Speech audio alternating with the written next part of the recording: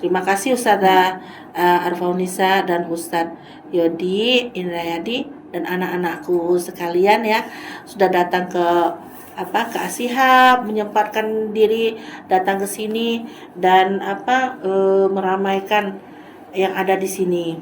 Dan jangan lupa para wali murid, teman-teman, dulur-dulur yang ada di Rengat, Pekanbaru, di Indonesia, di Kota Bumi lah, Indonesia secara luas. Silahkan like, komen, dan subscribe channel kami untuk membuat kita lebih banyak semangat lagi, memberikan semangat ya untuk membuatkan konten-konten yang lebih bermanfaat, berbagi hal-hal yang luar biasa. Dan satu lagi Ustazah, tunggu Ustadz Abdul Somad akan menjadi bintang tamu di podcast ini. Amin ya rabbal alamin. Amin. Salam buat Ustadz Abdul Somad dari kami yang ada di Kota Bumi. Kami tunggu di Ashihab Official. Ashihab menjunjung tinggi agama Islam. Ashihab tempat belajar, bermain, berprestasi. Bismillahirrahmanirrahim. Assalamualaikum warahmatullahi wabarakatuh. Waalaikumsalam warahmatullahi wabarakatuh. Selamat berjumpa kembali untuk para sahabat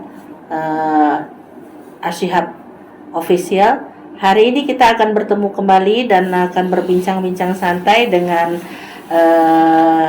saudara kita dan saudari kita dari jauh-jauh nih, untuk berbagi pengalaman seputar dengan mempersiapkan cara dan tips-tips mempersiapkan generasi yang tangguh untuk menghadapi masa depan yang akan datang. Oleh karena itu, mari kita perkenalkan Ustadz Yodi Indrayadi dan Ustazah Eva Arfaunisa. Kita akan kenalan dulu nih ya dengan beliau berdua. Selamat datang Ustadz Yodi dan Ustazah Eva di Ashihab. Perlu kami perkenalkan, beliau berdua ini adalah bukan sekedar teman ya, dia sudah saudara.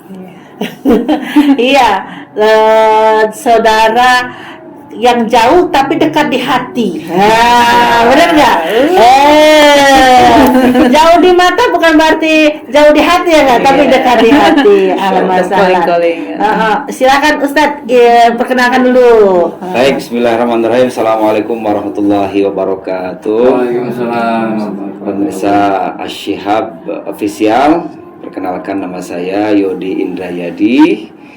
Saya asal dari Jawa Barat, Subang, tetapi kemudian dapat jodoh dari orang Riau.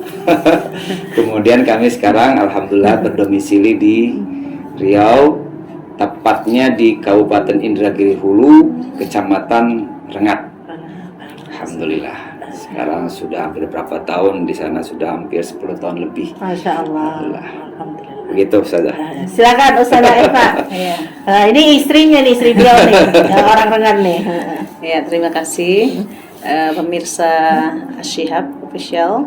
Nama saya Arfaunisa. Saya berasal dari Riau dan ketemu dengan suami ketika kita sama-sama kuliah di Al-Azhar University Mesir ya.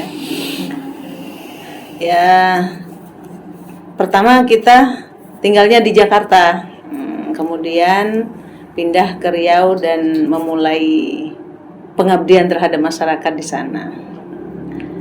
Alhamdulillah. Jadi perlu diketahui juga nih pemirsa Ashihab, seantero jagat raya Indonesia tercinta ini, beliau berdua ini adalah sama-sama alumni, yang laki-laki Gontor Putra, yang perempuan adalah Gontor Putri. Beliau ini alumni tahun 96 ya Ustaz ya. Satu letting dengan saya juga Gontor Putri tahun 96. Nah, kalau ini Adinda letting nih. Tahun 97. Kami berdua dengan Ustadz Yodi itu satu letting, kami datang sama-sama melanjutkan sekolah di Al-Azhar tahun 97 ya Ustaz, Ya, kita tahun datang ke 97. Kairo ya, Ya. sama-sama sekolah di Al Azhar, dan Ustazah Eva datang tahun 98, satu rombongan dengan Ustadz Abdus Somad ya Ustazah ya. Iya, satu angkatan sama-sama beasiswa. Satu angkatan beasiswa bersama Ustadz Ustadz Abdus Abdus Somad. Nah, ini sehubungan dengan tema yang kita angkat tadi. Setelah sekian lama ya kita meninggalkan Gontor dan meninggalkan Al Azhar, yang mana kayaknya kita sama-sama punya ini ya Ustaz ya, stempel Al Azhar dan Kairo dan Gontor ya. Jadi kita sama-sama punya visi dan misi yang sama dalam mempersiapkan generasi. Nah, dengan tema yang kita usung tadi itu gimana nih Ustaz? Antum kan nih jauh-jauh nih dari Subang ya. Merantau ke Rengat tuh. Kita tahu Rengat itu jauh banget gitu ya. Nah, itu bagaimana Ustaz sampai sekarang antum berdua gimana nih dalam mengabdi ke masyarakat itu, gimana awalnya gitu ceritanya tuh? Baik. Sebenarnya perjalanannya panjang nih Ustazah ya. Cuman mungkin bisa kita singkat. Kalau mau dipanjangkan bisa 2 hari 2 malam ini. Pertama mungkin karena basic kita, kayak sama-sama kita di Gontor maupun di Gontor Putra atau Gontor Putri, kita kan tentu diajarkan sebagai seorang calon guru. Iya. Kita akan masuk ke KMI, Kuliatul Muallimin Islami. Jadi itu lebih kepada bagaimana Gontor Putra maupun Putri menyiapkan pengajar-pengajar, pendidik-pendidik. Maka secara di bawah alam sadar kita, anak-anak alumni Gontor itu ada bibit menjadi seorang pendidik, dan itu terbawa. Baik itu mereka yang fresh graduate setelah dari Gontor, ataupun mereka yang sudah menjadi lulus kuliah, atau mereka yang bahkan yang sudah melalang buana jadi pengusaha, jadi apa, ujung-ujungnya kembali mereka ingin mendidik. Karena ada sebuah panggilan mungkin. Panggilan jiwa mungkin ya. Betul, secara tidak sadar alam bawah sadar kita itu mengatakan kita pendidik. Makanya saya pribadi dengan istri dulu di Jakarta sekitar 8 tahun. Ya, Masya Allah. 8 Lama tahun juga ya. kita berkecimpung di dunia penerbitan. Di sana ya berkutat dengan buku, menerjemahkan buku dari Arab ke Indonesia, menerbitkannya, kemudian menyebarkannya. Setelah 8 tahun, kemudian kebetulan waktu itu keluarga, terutama emak ya, istri ibu dari istri, mertua itu sakit-sakitan karena ayah mertua kan sudah meninggal waktu itu. Jadi nelponlah ibu mertua, pulanglah ke Riau katanya gitu kan. Emak udah sakit-sakit nih, tak ada kawan sendiri katanya. Karena kebetulan anak-anaknya itu berpencar-pencar, ada yang di Pekanbaru, ada yang di Jakarta. Mungkin sudah kenal juga dengan Ustaz Nofri kan, beliau sibuk di Jakarta.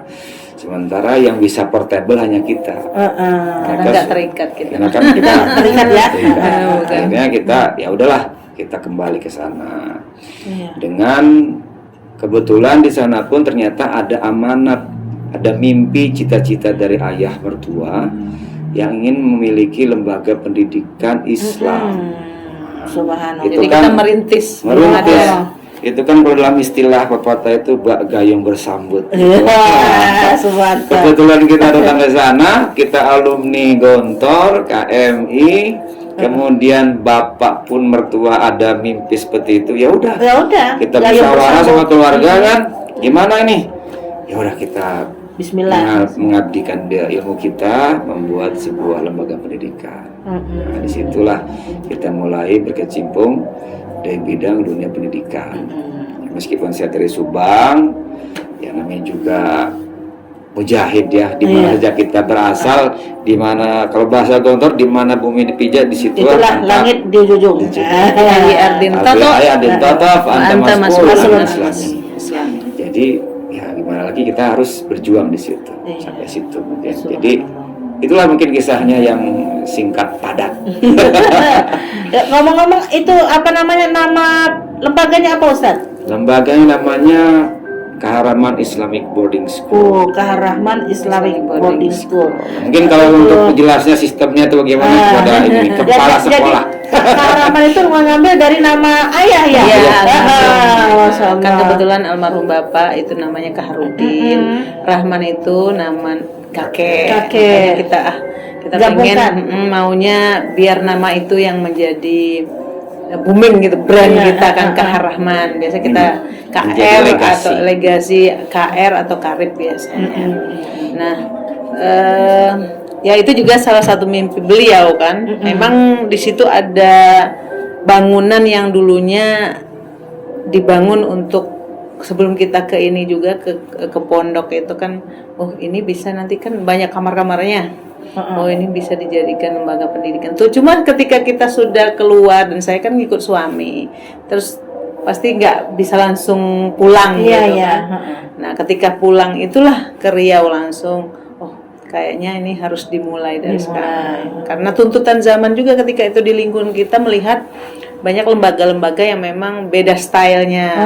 Saya sempat juga ngajar di tempat lain, lembaga pendidikan yang lain, kepala sekolah di berbagai inilah, di sekolah tinggi, mengajar bahasa Arab di MTS, SMA, kemudian di MDA. Kayaknya formatnya kok nggak sesuai dengan style kita, keinginan kita, gitu, visi kita nggak sama mungkin atau seperti apa gitu kan. Jadi kayaknya kita setelah survei di berbagai tempat, ini kayaknya kita harus bikin kurikulum sekolah, tapi kurikulumnya berbeda dengan lembaga-lembaga pendidikan yang ada di sana. Ya alhamdulillah, kebetulan kita memang punya tadi masa, ya alhamdulillah punya ini juga orang, alhamdulillahnya banyak yang kenal dengan Kahar tadi, tahu anaknya dulu kuliahnya di luar negeri, cuma kita mentok gitu, maksudnya nggak pulang-pulang. Jadi dengan adanya nama itu tadi kita merintis dari awal. Jadi tahun 2015 kita mulai. Bismillah. Nah kita kebetulan ada murid-murid yang ngaji kebanyakan kelas 6 SD waktu itu. Iya, kelas 6 SD. Melanjutkan sanawiyahnya maksudnya. Melanjutkan ke SMP gitu. Kemudian saya juga dulu sebelumnya di kepala sekolah SD.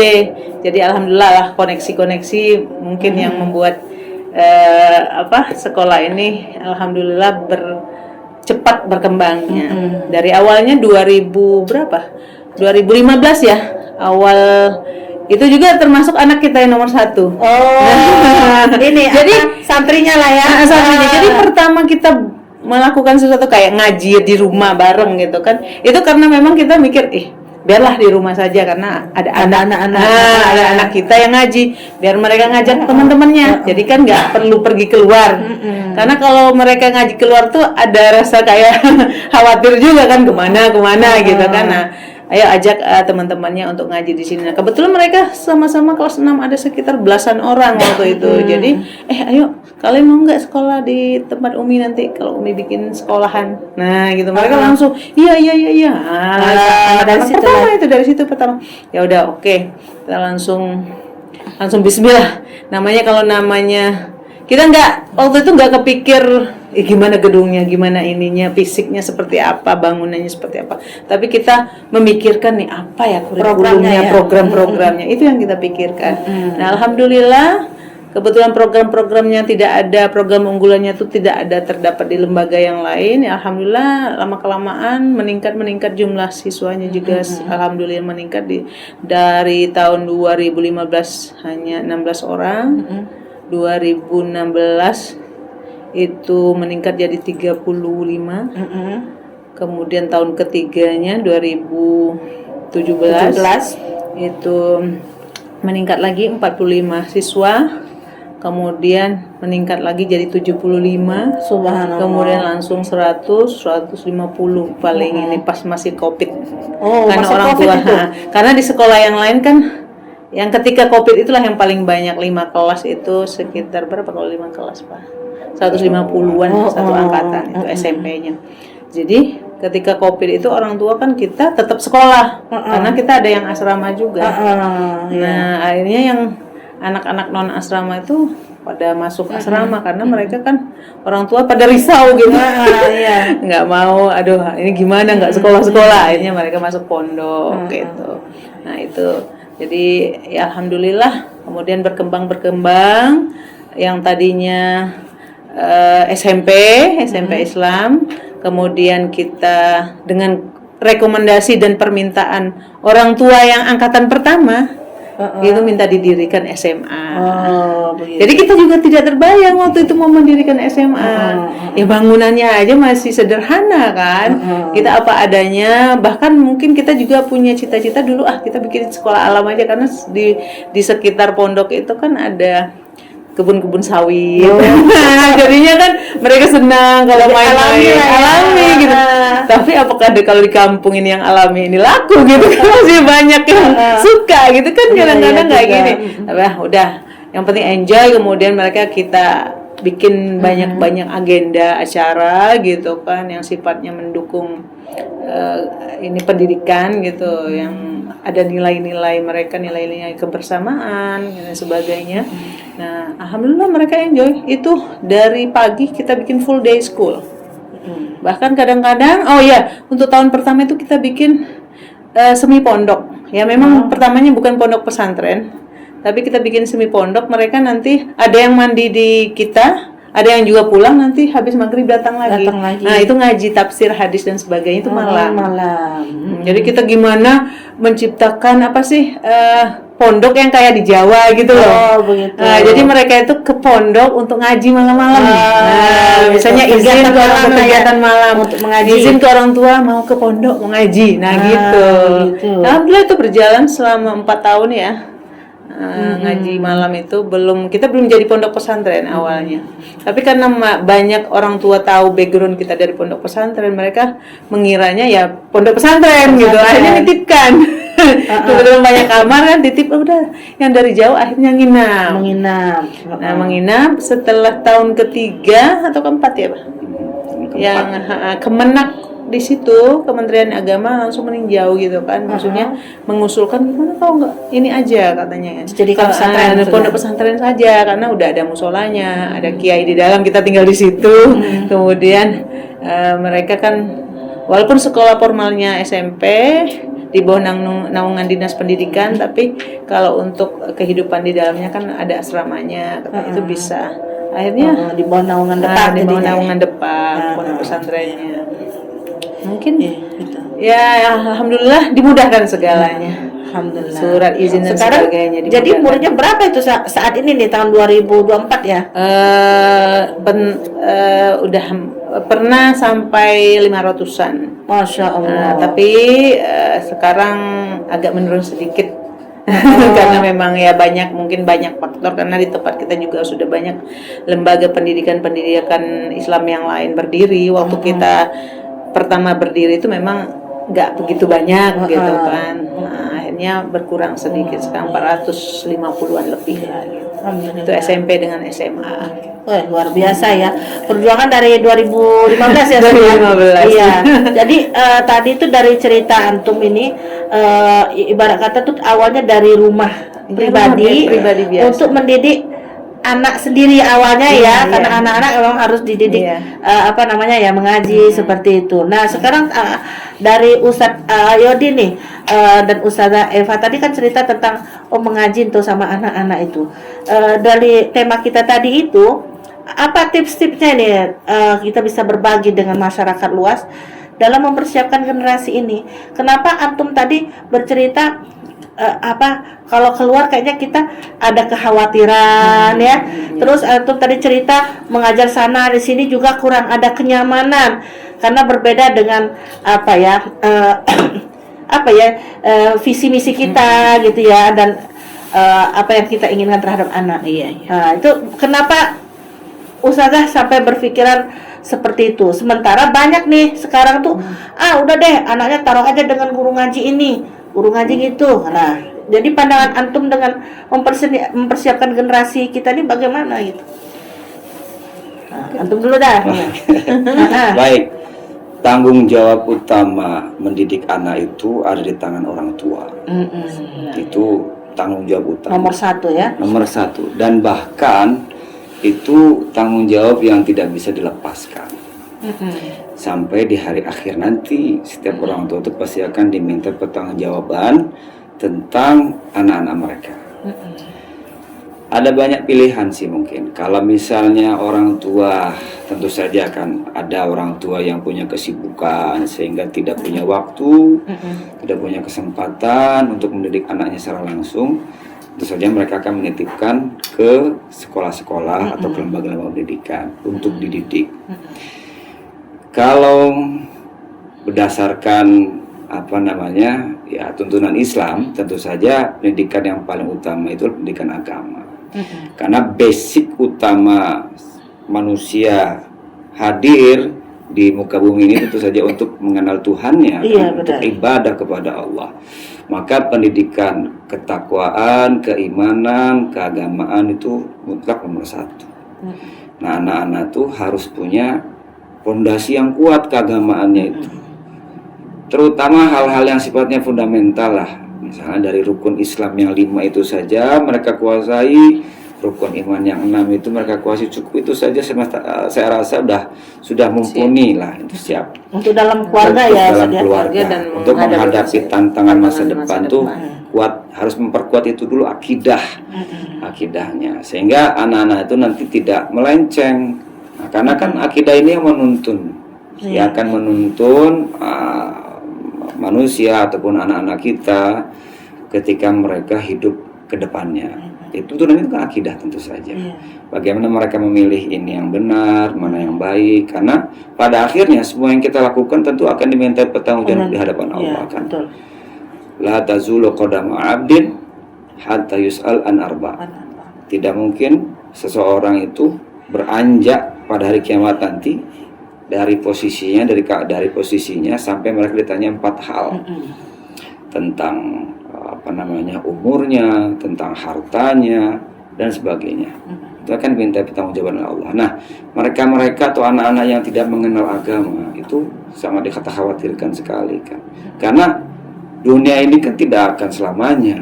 Ya, apalah sih gunanya kita memiliki harta sebanyak-banyaknya, jabatan sebegitu tinggi-tingginya, tapi nanti di akhir-akhir yang satu harinya sama dengan 1000 tahun kita hidup sengsara. Kan rugi sekali. Apa sih bandingannya? Jauh sekali kan bandingannya. Maka kita harus menyiapkan tentu saja akidah, agama mereka. Fondasi agama itu penting sekali. Dan itu dimulai di rumah ya Ustaz ya? Di rumah tentu saja. Di rumah itu tentu saja. Karena sebenarnya hak seorang, kita katakan hak untuk mendapatkan pahala yang mengalir dari anak itu sebenarnya kan orang tua yang dapat itu kan. Iya benar. Kan kata Rasul juga kan, idza mata ibnu Adam in qata'a anhu amaluhu illa min salatin. Ada 3 hal yang pahala terus mengalir. Di antaranya adalah anak yang saleh. Ya ulah. Nah, anak yang soleh ini alangkah baiknya kalau bisa ngajinya kan orang tua.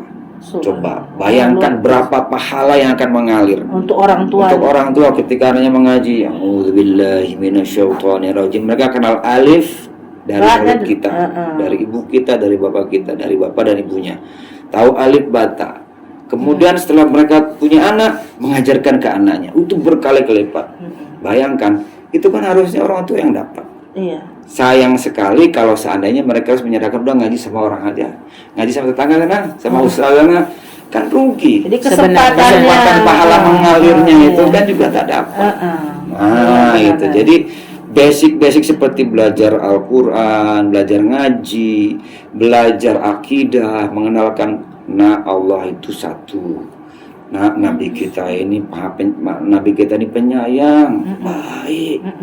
Allah itu Maha Kuasa, Maha Penyayang. Itu mengajarkan pada anak atau orang tuanya. Basicnya di situ. Karena nanti kalau misalnya orang tua tidak siap, ya mengajarkan ketika anaknya itu sudah soleh, dari sekolah anaknya soleh, sampai rumah nggak sinkron orang tuanya. Itu banyak itu sekarang tuh yang dihadapi keluarga-keluarga sekarang nih. Makanya bahasanya itu kalau kita berhadapan orang tua itu Bapak jangan kaget ketika mendapatkan anak yang soleh. Iya. Benar. Kaget kan? Bapak dulu harus soleh dulu. Benar. Biar nanti jangan sampai benturan dengan anak. Gitu. Iya. Jadi kalau mengharapkan, bagaimana kita mengharapkan anak soleh kalau kita juga belum soleh? Nah, bagaimana itu Ustaz? Kalau seandainya ada nih banyak dia di luar itu, yang penting anak saya lebih baik dari saya, kan banyak orang tua kayak gitu. Jadi begini kan, gitu. kembali lagi ke awal, bahwasanya setiap orang itu kembali mempertanggungjawabkan amalnya sendiri-sendiri. Setiap kita akan diminta pertanggungjawaban sendiri-sendiri. Amal orang tua, amal anak. Oke lah, mungkin orang ada tambahan amal, tambahan pahala dari anak kita. Tapi pada saat yang sama kita juga dituntut untuk soleh. Jangan menyerahkan anak kita jangan soleh, biarkan saya nggak soleh, nggak juga begitu.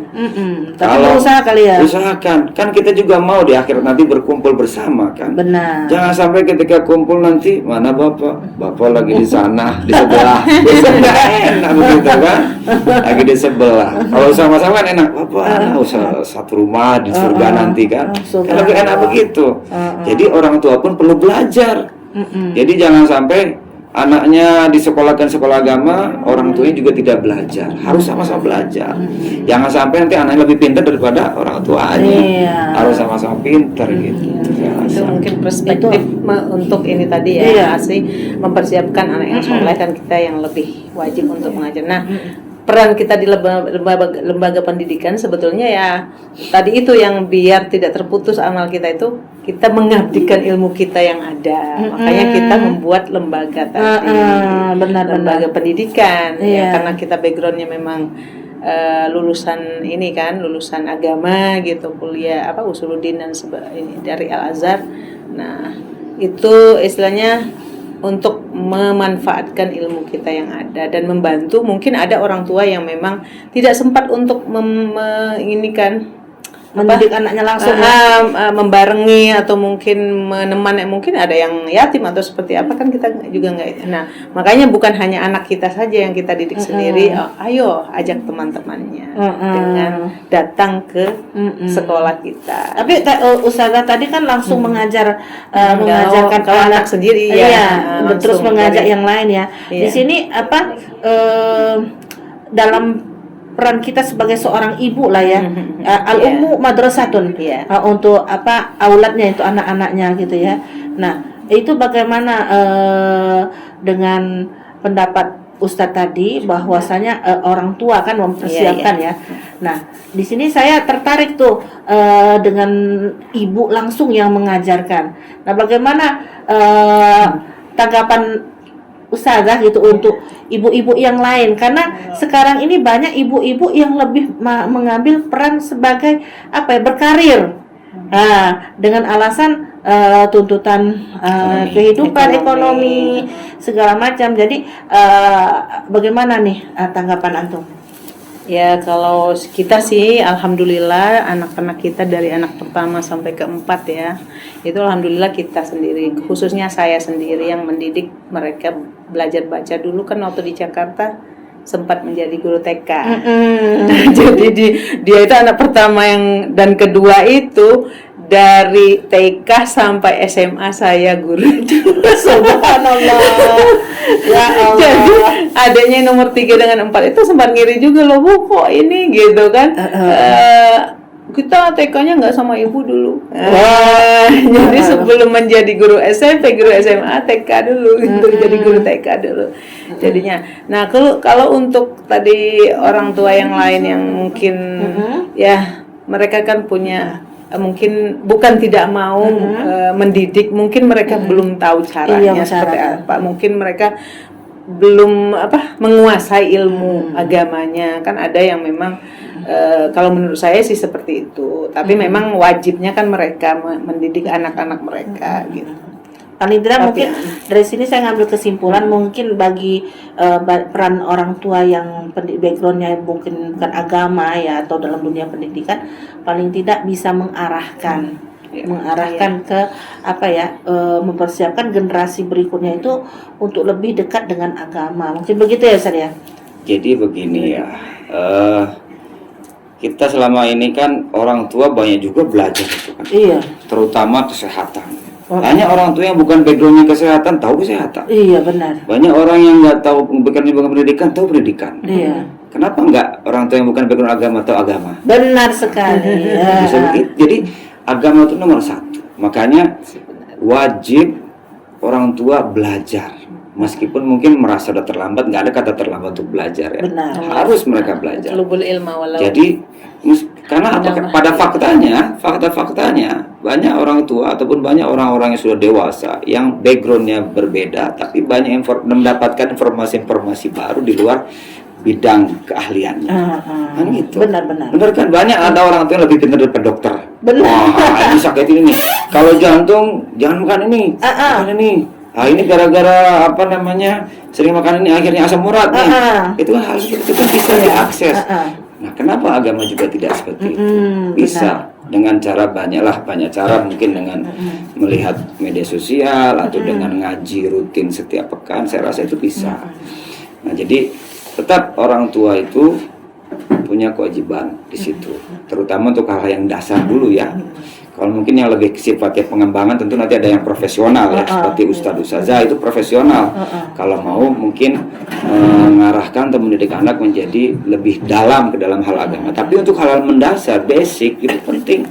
Bagaimana cara wudhu, bagaimana cara tayamum, bagaimana cara bersuci, itu orang tua itu harus tahu. Harus mengajarkan langsung ke anaknya. Itu jadi biar nanti sama-sama di surga. Amin. Iya. Dan untuk itu kan untuk pendidikan dasar lah ya. Di sekolah kan mungkin pendidikan dasarnya ya searah lah, sinkron dengan pendidikan agama. Untuk kelanjutannya nih Ustaz, sampai dengan remaja dan dewasa gitu. Fenomenanya yang sekarang saya rasakan dan saya lihat, banyak anak-anak itu yang tidak tahu dia mau ngapain, atau dia nggak punya cita-cita. Ada yang sekedar ikut-ikutan. Nah ini kan kalau menurut saya pribadi itu tidak baik lah gitu kan. Nah ini bagaimana sebagai antum berdua itu bergerak dalam bidang pendidikan, itu bagaimana cara mengarahkan anak-anak ini untuk dia bisa berprestasi, bisa berpikiran, oh saya nanti mau apa, saya mau jadi apa, begitu. Bagaimana Ustaz? Jadi anak-anak itu kan sifatnya itu imitasi ya, meniru gitu kan, imitatif gitu kan, mimikri. Jadi dia akan menginginkan apa yang dia lihat menyenangkan. Dia ingin jadi Superman karena dia bisa terbang misalnya itu. Ingin jadi Iron Man karena dia bisa mengeluarkan laser. Berarti yang harus kita lakukan adalah memunculkan idola dari tokoh-tokoh agama yang membuat mereka tertarik. Gitu. Jadi sebagai orang tua itu harus mengarahkan anak-anak kita untuk masuk ke dalam dunia pendidikan agama. Orang tua wajib mengarahkan seperti itu. Nanti ke depannya ketika mereka sudah kuliah, tentu mereka punya pilihan banyak. Jadi kalau saya menyarankan lebih baik orang tua itu pertama mendasarkan pendidikan anak-anak untuk tingkat remaja ya, itu mereka harus mengenal agama dulu.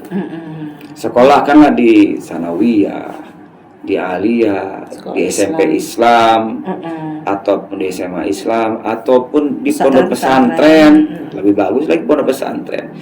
Karena banyak orang yang menganggap kalau pondok pesantren itu lulusan jadi ustadz. Nggak begitu sebenarnya. Banyak juga yang lulusan pondok pesantren jadi macam-macam, jadi pebisnis, jadi pejabat, jadi banyak hal. Apa saja, karena tidak hanya pelajaran agama di sana yang ada diajarkan. Nah, kelebihan pondok pesantren itu kan pendidikannya itu semua diajarkan, tapi dilakukan dengan sistem diawasi 24 jam. Itu kelebihannya. Kan orang tua kan nggak mungkin bisa mengawasi 24 jam. Tapi kalau di pondok pesantren, setiap anak itu diawasi 24 jam dari mulai bangun tidur sampai tidur lagi itu diawasi akhlaknya, diawasi cara belajarnya, diawasi ibadahnya dan sebagainya. Jadi anak-anak itu benar-benar terarahkan. Sehingga tantangan sekarang ini ada banyak keluarga, keluhan-keluhan banyak keluarga tentang sulitnya menghindarkan anak-anak mereka dari gadget. Itu bisa dengan mudah teratasi ya. Itu sederhana sekali ngatasinya sebenarnya. tidak perlu sulit-sulit. Jam sekian boleh main gadget, jam sekian tidak boleh. Itu agak sulit kontrolnya tuh. Karena kita nggak juga bisa kontrol setiap hari kan. Mungkin satu pekan kita semangat nih, udah pekan kedua udah mulai malas kan, karena kita punya kesibukan sendiri. Tapi kalau kita di pondok pesantren, anak-anak itu insya Allah sudah teratasi hal itu kan. Jadi anak-anak itu tidak terpapar. Karena prinsipnya manusia itu 24 jam. Selama dia tidak tidur lah, itu informasi masuk, itu pengaruh masuk. Jadi sebenarnya kita ini hidup ini antara pendidik dengan non pendidik itu berebut pengaruh. Siapa yang lebih kuat pengaruhnya? Benar. Apakah orang tua yang banyak berpengaruhnya, ataukah guru pendidiknya, ataukah tetangga, kawan, atau media sosial yang mempengaruhi, yang masuk informasi ke kepala dia sehingga mempengaruhi sikap, ucapan, tingkah laku mereka. Mental ya? Mental juga bahkan. Nah itu, nah kalau di sistemnya pondok itu yang berpengaruh besar adalah ustadznya tentu saja kan. Itu lebih baik saya rasa. Yang sekarang sudah antum pemula ya dari tahun 2015 ya. Itu dari cerita tadi itu luar biasa lah pengalamannya. Saya juga ya sama-sama kita kembali ke Indonesia itu dengan mengambil peran masing-masing ya. Ternyata di akhir-akhir itu memang kita banyak berkecimpung di dunia pendidikan. Nah ini saya dengar-dengar nih Ustadz ya, antum sudah bergerak di bidang pendidikan sama Ustazah Eva itu udah luar biasa, anak-anak itu diberikan pendidikan sampai dengan prestasinya juga luar biasa ya.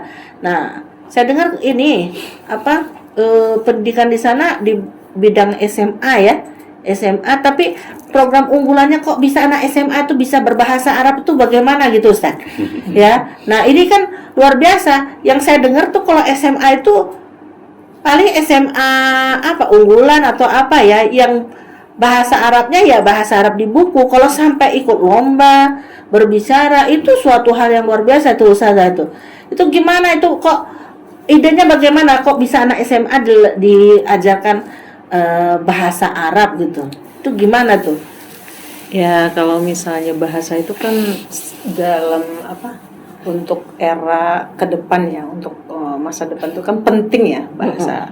Bahasa kalau dulu mungkin orang hanya membanggakan bahasa Inggris ya, tapi itu bagi kita kan dua-duanya bahasa penting. Bahasa Arab kan memang bahasa Al-Quran yang memang harus siapapun mereka nanti mau kuliah di mana, mau bidang apa yang mereka geluti, seharusnya mereka harus paham bahasa Arab karena memang mereka membaca Al-Quran.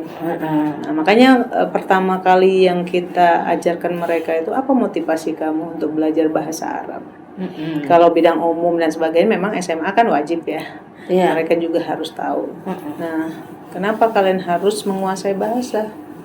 Terutama bahasa Arab. Banyak sekali mereka belum tahu juga gitu kan. Pertama ini kan, kenapa ya? Macam-macam gitu, akhirnya baru terbuka. Coba lihat kitab suci kalian, Al-Quran. Itu bahasanya apa? Ya kan karena SMA ya. Bahasa Arab. Nah, itu makanya kalian harus memahami kitab kita yang di dalamnya itu sepertiganya membahas masalah sains. Sebetulnya ilmu sains, ilmu yang kalian pelajari di SMA itu sepertiganya ada di dalam Al-Quran. Kan rugi sekali kalau kita tidak menguasai bahasa Arab dan tidak menyertakan Al-Quran ke dalam berbagai ilmu yang kita ajarkan. Benar. Makanya kita juga di dalam bidang studi itu kayak misalnya IPA gitu, kita juga mewajibkan kepada guru-guru untuk menyelipkan ayat yang ada di dalam Al-Quran, misalnya masalah anatomi tubuh atau mungkin perkembangan janin dan sebagainya, itu harus diselipkan ayat-ayat Al-Quran terlebih dahulu, sehingga anak-anak itu muncul kecintaan mereka terhadap Al-Quran. Ketika sudah cinta, mereka akan pengen tahu nih bahasanya seperti apa. Dan memang bahasa ini memang menjadi keunggulan di sekolah kita. Memang pertama kali kita mendirikannya itu maunya bahkan semua bahasa kalau bisa di sana karena memang kan yang kita hadapi kan global sekarang, dunia gitu, internasional. ya kan? Jadi kita tidak akan bisa mempelajari budaya atau negara yang lain kalau kita tidak bisa menguasai bahasa. Benar. Luar biasa. Ini ceritanya nih antum pulang dari Jakarta ya, mengantarkan anak yang prestasi nih ya. Ini kita contoh nih ya, ibu-ibu, bapak-bapak, di Indonesia di Rengat itu ada sekolah yang luar biasa yang mendidik anak-anaknya, terutama putra-putra daerah yang ada di sana. Sekolah di tempat beliau ini bisa mendalami bukan sekedar pelajaran umum, tapi juga pelajaran agama dan bahasa, sehingga ilmu yang dipelajari itu bukan sekedar teori, tapi ada dasar, yaitu diambil dari Al-Quran. Nah, ini sekolah Kahar Rahman ini bisa jadi kita menjadi referensi untuk menyekolahkan anak-anak ibu-ibu dan bapak-bapak yang ada di Rengat terutama ya. Karena ini beliau pulang nih setelah mengantarkan putra dan putri Olimpiade bahasa Arab tingkat nasional, luar biasa. Nah, ini Ustadzah dari yang kita ceritakan ini bisa kita ambil kesimpulan bahwa dasar untuk menyiapkan generasi muda yang akan datang itu adalah dari rumah dan pendidikan agama. Itu kayaknya itu yang dasar ya, disinkronkan sampai mengantarkan mereka menuju cita-citanya. Nah, ini ibu-ibu, bapak-bapak sudah kita hadirkan ya, anak-anak didik beliau berdua yang baru pulang mengikuti Olimpiade. Mari sini nak, silakan bergabung dengan kita di sini. Ayo, dibawa ininya, kursinya silakan.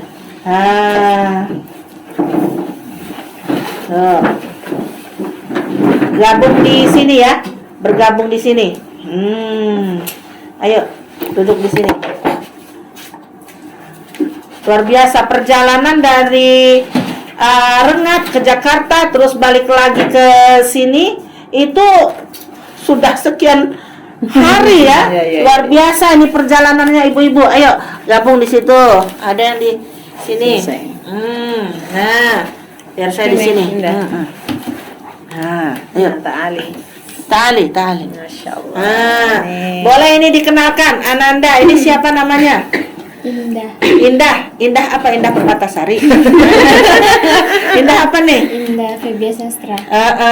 Umurnya berapa ini? 17. 17, kelas? 12. Kelas 12, subhanallah. Kelas 3? SMA, 3 SMA nih Bu. Nah, Indah, Ananda Indah. Ini dengan Ananda? Aila apa? Izati Aila Syahdi. Iya, Izati. Iyalah. Bisa ibu mau ikutinnya ya. Umurnya berapa nak? 13. 13 tahun Bu. Subhanallah, 13 tahun. Jadi kelas berapa nak? Kelas 2 SMP. 2 SMP, Masya Allah. Luar biasa. Ini Sofia Yasmin. Sofia Yasmin, gampangan nih kayaknya. Ini Sofia yang dapat perunggu. Gitu, alhamdulillah. Olimpiade bahasa Arab. Sofia Yasmin, kelas berapa nak? Kelas 9. Kelas 9, umur? 15 tahun. Jadi kelas 3 SMP lah ya. Nah, kelas 3 SMP sama kayak anak ibu kelas 3 SMP, cuma dia nggak ikut Olimpiade. Iya, ini alhamdulillah, ahlan wa sahlan mikun fi hadhil podcast majelis lah ya. Gitu. Ini ibu mau nanya-nanya boleh kan ya? Ini untuk Ananda Indah. Dari tahun berapa masuk ke sekolah Kahar Rahman? Tahun 2019. 19. Masuk SMA-nya atau SMP-nya? SMP. Dari SMP ya. Berarti ini udah mau khatam ya, mau 6 tahun. Subhanallah. Mau bentar lagi jadi alumni ya. Ya, Kak ya, ustazah. Masya Allah. Luar biasa. Motivasi Kak Indah sekolah di Kahar Rahman apa? Waktu itu tahu Kak Rahman dari kakak yang sekolah di situ. Oh gitu, kakak kelasnya.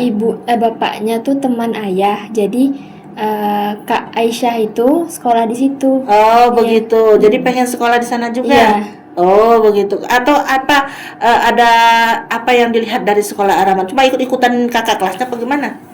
Soalnya kan mau masuk pondok, Heeh.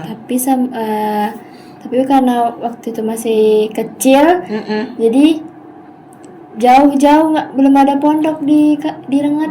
Oh gitu. Jadi di Karawang itu ada asramanya, Mm-mm. makanya di situ. Oh begitu, subhanallah. Karena ada asrama ingin mondok, cuma yang dekat adanya di Karahman. Nah ini nih Ananda siapa tadi? Aulia ya? Aila. Aila. Aila. Kelas 2 SMP ya nak ya? Nah itu apa motivasi Ananda sekolah di Kahar Rahman? Apa lebihnya atau ikut-ikutan saja? Waktu Kenapa? itu udah ada daftar di Pondok Pekanbaru. Heeh. Mm-mm. Cuman mungkin nggak tahu, ibu mungkin belum bisa pisah soalnya masih kecil kan. Oh gitu. Jadi Jauh. dicarilah pondok yang dekat. Mm-mm. Ada rupanya kakak kelas di Kahar Rahman juga. Mm-mm. Jadi katanya ayahnya itu kawannya ayah Ana. Jadi bilang masuklah situ dulu katanya gitu. Oh gitu. Nah ini apa namanya Yasmin, ya Yasmin, Sofia makanya Sofia ya, Sofia sama Aila dan Kak Indah nih ya. Setelah kalian semua ada di Kahar Rahman, terus kalian sampai dikirim nih ikut lomba itu. Apa yang kalian lihat manfaat yang paling besar yang membekas di hati dan kehidupan kalian? Coba bagaimana Kak Sofia? Dapat pengalaman juga gitu kan, karena pertama kali jauh-jauh gitu. Ikut lomba maksudnya? Ke lomba pernah sebelumnya, tapi yang sampai nasional gitu. Oh begitu ya, baru sekarang ini ya? Iya. Oh, dan jauh-jauh tuh rupanya ada hasilnya juga ya? Di sana lomba apa itu kakak ikuti? Sebelumnya pernah ikut MTQ, terus ada lomba pidato. Iya, kakak ikut juga? Ya aktif. Aktif ya? Lomba terus menang nggak kak? Pidato menang, MTQ belum. Belum ya. Terus kemarin waktu lomba di Jakarta ya, tingkat nasional ya, itu menang dapat juara perunggu ya? Iya. Kabarnya seperti itu. Gimana? Ikut juga kakak kan? Ikut juga? Ya. Karena masih belum dikasih kesempatan. Iya, mereka enggak, masih cuma belum. pengalaman ikut lomba itu kan luar biasa ya, tingkat nasional. Nah, Terbayang nggak sebelumnya? terbayang nggak sebelumnya itu mau ikut lomba kayak gitu? Enggak, Enggak ya? aja. Coba-coba aja. Soalnya basicnya bukan di bahasa Arab awalnya. Terus teman-teman yang kemarin lomba itu gimana tuh? Kalian ketemu ini enggak? Apa namanya? Gemeteran atau grogi gitu? Iya. Iya ya? Iya. Juri-jurinya gitu. Kenapa kalian rasakan seperti itu? Rasa nggak pede atau gimana? Kurang pede. Iya, Oh gitu. Ya, Kurang kalau pede. persiapan sih udah lumayan lah ya. Mungkin karena baru ikut ya, gitu ya. Baru ketemu orang lain maksudnya ya. Ya, gitu. Luar biasa. Dari mana aja kemarin peserta lombanya? Dari Sulawesi, Kalimantan. Oh, luar biasa. Papua juga ada. Bisa orang Papua bahasa Arab. Iya. Dengan belajar bisa. Dengan belajar Bisa ya. Mereka juga dibimbingnya kan dari ustadz yang lulusan IPIA juga. Iya. Oh gitu ya. Ustadz pembimbingnya. Kemudian mereka juga punya basic lah. Basic ya. Luar biasa. Tapi itu pengalaman kalian ya, terutama dari sekolah Kahar Rahman bisa punya pengalaman sampai ke tingkat nasional tuh luar biasa loh. Tepuk tangan dulu. Luar biasa. Iya, Ibu atau Oh iya, gimana? ini sebetulnya 4 orang. Yang satu udah pulang. Oh, yang satu pulang. Kan yang ikut nasional tuh 2 yang SMP, 2 yang SMA. Oh, yang pulang nih siapa namanya? Latifah Zahra. Latifah. Purcut. Subhanallah, Ananda Udah Latifah. pulang pakai pesawat. Nah, senang sekali kalau misalnya ada di sini ya. Iya. Nah, 4 orang. jadi ibu-ibu dan bapak ini adalah putra-putri daerah ya yang sudah membawa nama harum terutama keluarga. Keluarga, pasti orang tua ini bangga bukan main anaknya sudah sampai ke tingkat nasional. Bagi orang tua itu menang kalah sih nomor sekian. Tapi pengalaman kalian itulah yang tidak bisa digantikan. Nah, itu. Mau menang kalah nggak ada masalah. Tapi kalau menang alhamdulillah. Nah, dan pasti orang tua kalian sangat bangga. Nah, untuk itu ayo ibu-ibu, bapak-bapak, apa yang sudah dijalani oleh orang tua ananda kita ini menjadi hal yang positif untuk membimbing anak-anak dalam hal bidang agama. Tidak saja dunia ini bukan hanya pelajaran agama saja, tapi mereka belajar umum juga ya, anak ya di Rahman ya. Ada pelajaran kimia nggak di sana? SMA ada ya, fisika gitu ada kan? Tapi tadi kata Ustazah ada pelajaran Al-Qur'annya juga dalam ilmu-ilmu itu ya. Ilmu subhanallah. Ayo ibu-ibu yang ada di Rengat, ini kalau saya ada di Rengat, ini anak saya masuk ke Rahman nih. Iya. Tapi tidak bagi yang bergerak di bidang pendidikan seperti kami Andi Ashihab itu menjadi contoh buat kami juga, terus untuk masyarakat ini ya. Anak-anak kalian tetap semangat ya, latihan lagi. Insya Allah tahun depan ya. Tahun depan ikut lagi. Dan amin. Iya, ini jadi contoh nih, kakak-kakak ini jadi contoh buat adik-adik di Ashihab pun ya. Ini akan dilihat menggunakan bahasa Arab dalam lomba. Kemarin apa tulis saja ya. Olimpiade tulis. Oh, olimpiadanya tulis ya bahasa Arab. Kalian yang ngajar bahasa Arab siapa di sana? Yang SMP siapa? Ustaz Heru. Ustaz Heru. Kalau di SMA? Abi sama Umi. Wow, langsung ini beliau yang ngajarin. Waduh, subhanallah, keren itu. Kalau beliau yang ngajarin memang harus mumtaz. Nah, ini apa namanya, ngomong-ngomong beliau ini.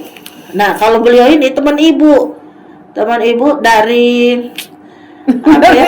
Dari pondok SMA. Dari pondok, tapi kita lebih dekat lagi di waktu di Al Azhar kami sekamar. Sekamar, suka duka banyak bersama-sama. Iya, teman curhat sampai ngantuk juga curhat aja kita.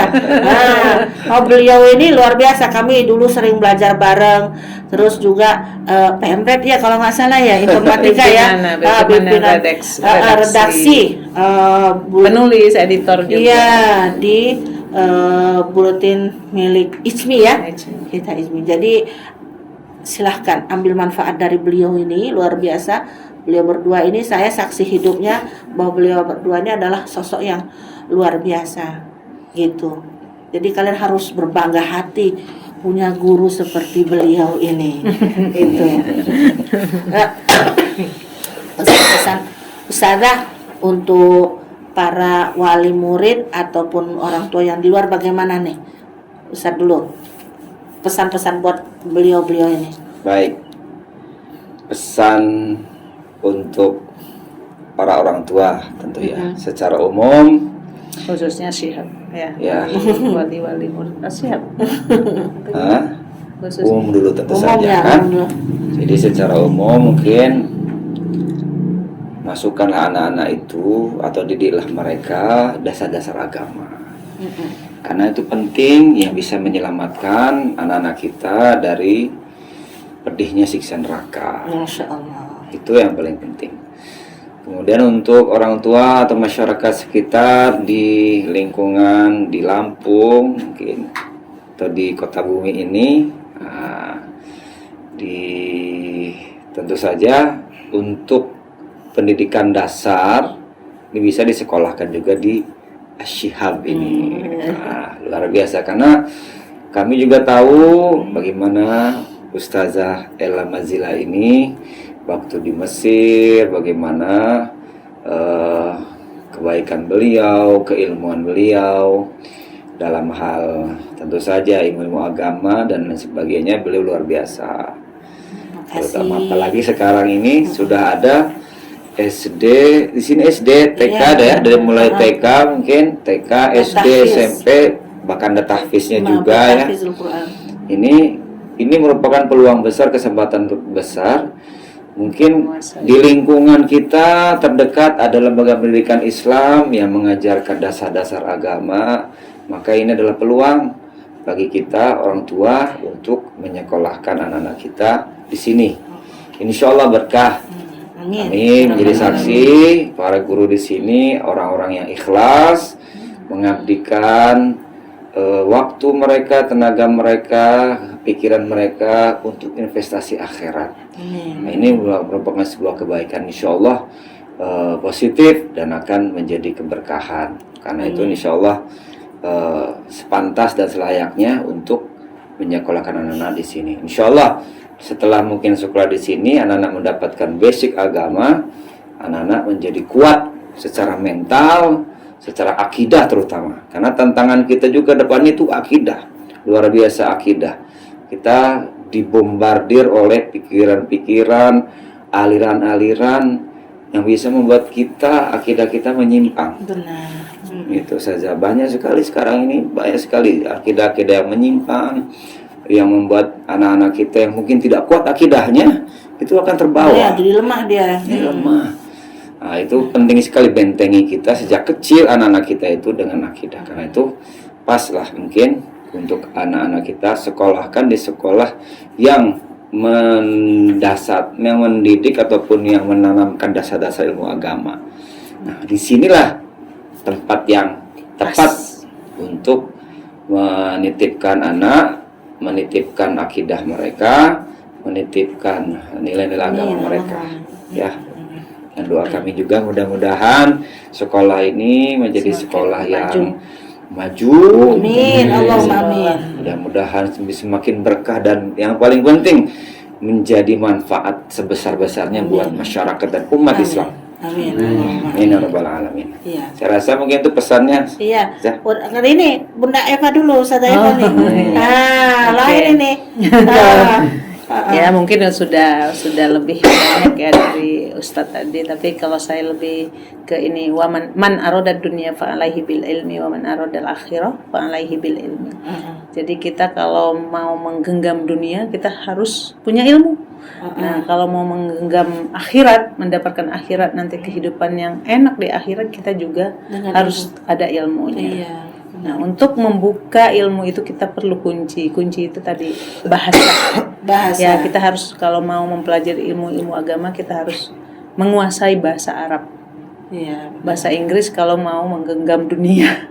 Iya, Ya, dunia benar. itu pakai bahasa Inggris dan bahasa apa saja yang harus kita kuasai. Dan alhamdulillah anak-anak ini sudah punya feeling Arab dan Inggrisnya mungkin udah ada. Itu kembangan lagi. Masih belum cukup ya. Iya. Karena kalau kita tidak menguasai bahasa, kita tidak bisa membaca ilmu. Iya. Dan membaca itu adalah Jendela wahyu dunia. pertama. Iya, Ya, wahyu pertama yang membedakan agama Islam dengan agama yang lain. Makanya kenapa Al-Quran masih tetap ini, karena kita suka membaca, mentadaburi, dan memang perintah Allah pertama biar kita selalu senantiasa membaca. Kalau orang yang nggak tahu bahasa, nggak tahu ilmu, nggak bakalan bisa membaca. Alhamdulillah. Saja.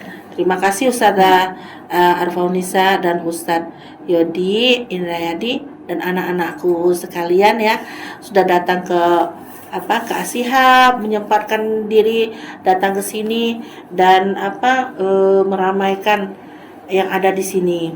Dan jangan lupa para wali murid, teman-teman, dulur-dulur yang ada di Rengat, Pekanbaru, di Indonesia, di Kota Bumi lah, Indonesia secara luas, silahkan like, komen, dan subscribe channel kami untuk membuat kita lebih banyak semangat lagi, memberikan semangat ya untuk membuatkan konten-konten yang lebih bermanfaat, berbagi hal-hal yang luar biasa. Dan satu lagi Ustazah, tunggu Ustadz Abdul Somad akan menjadi bintang tamu di podcast ini. Amin ya rabbal alamin. Amin. Salam buat Ustadz Abdul Somad dari kami yang ada di Kota Bumi. Kami tunggu di Ashihab Official dan sudah dinanti karena sudah pernah ketemu. Insya Allah kita akan bertemu kembali dengan Ustadz Abdul Somad. Ya, Satu angkatan dengan Ustazah Arfaunisa ini. Datang satu pesawat ya. Iya, dengan Ustadz Abdul Somad. Dan kita memang sering sama-sama ya Ustadz ya di sana. Nggak nyangka loh, ini luar biasa loh Bu, Pak. Kami ini tidak pernah menyangka apa yang diceritakan oleh guru-guru kami itu ternyata ini yang kita rasakan. Ketika kita belajar dulu, sibuk belajar aja nih. ya, dengan peraturan, dengan pelajaran. Kita tidak pernah tahu bagaimana akan terjadi hari esok. Dan waktu kami sekolah dulu nggak pernah menyangka kalau kita bergerak di bidang pendidikan, punya anak murid, anak-anak yang berprestasi, anak-anak hebat seperti kalian. Iya, niat Ustazah tadi kan ngajarin anaknya. Ustadz Indrayadi juga, Yodi juga datang ke Rengat untuk berbakti dengan orang tua, ya. Nah, setelah begitu ternyata Allah takdirkan. Nah, takdirkan jadi seperti ini, menjadi guru-guru hebat. Dan alhamdulillah dulu kita dididik oleh guru-guru yang hebat juga, nah. Akhirnya kami bisa mendidik kalian. Nah, menjadi hebat-hebat dan menjadi siswa dan siswi yang berprestasi. Bersyukurlah kepada Allah, kalian sudah dipertemukan dengan orang-orang yang soleh dan soleha dan di tempat yang baik. Nah, mungkin itu saja yang bisa kita bicarakan di sini, berbagi di sini. Semoga bisa banyak manfaat ya Ustazah ya. Amin. Amin ya rabbal alamin. Iya, itu saja mungkin perbincangan kita pada malam hari ini. Semoga bisa memberikan manfaat untuk masyarakat. Untuk itu, mari kita sama-sama mengucapkan Asyihab Mumtaz. Asyihab Mumtaz. Wassalamualaikum warahmatullahi wabarakatuh. Waalaikumsalam warahmatullahi wabarakatuh. Warahmatullahi wabarakatuh.